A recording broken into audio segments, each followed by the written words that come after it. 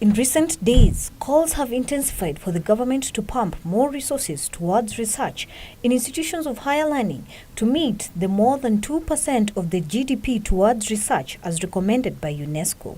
Calls that have been supported by a survey by the Center for Political and Social Research International that reveals institutions of higher learning are grossly underfunded to conduct research. Research is extremely expensive. So if you are saying universities get 50 million is hardly enough for one serious research, hardly enough. And yet we are saying over 80% of our universities ended up receiving 50%, 50 million and less of research. Revealing details of the survey, CPS International Research Director Professor Herman Manyora cited the University of Nairobi as the leading institution in researching funding at 538 million, followed by Kenyatta University, which receives 475 million, while Moi University was third, receiving funding up to 302 million.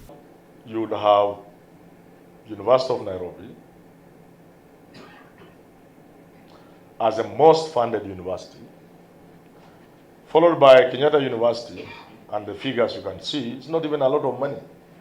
If you get a university as big as Nairobi, University of Nairobi, that's not money you can give to University of Nairobi.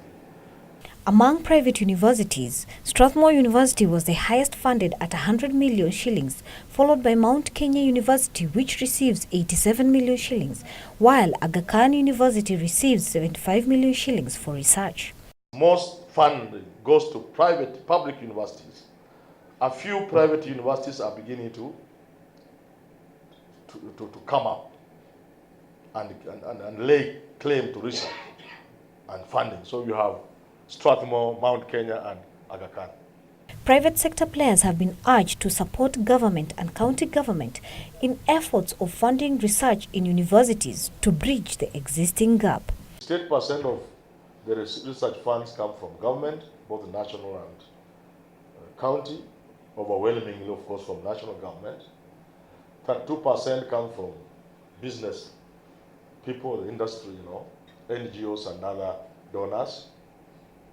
So research is such an expensive undertaking. There is no way government can fund it. Even if it were to play according to the rules, there will still be need for other players to come on board. And therefore we are recommending our universities move into partnership with industry. The survey was conducted between May and June 2018. Emily K. Bade for Channel 1 News Hour.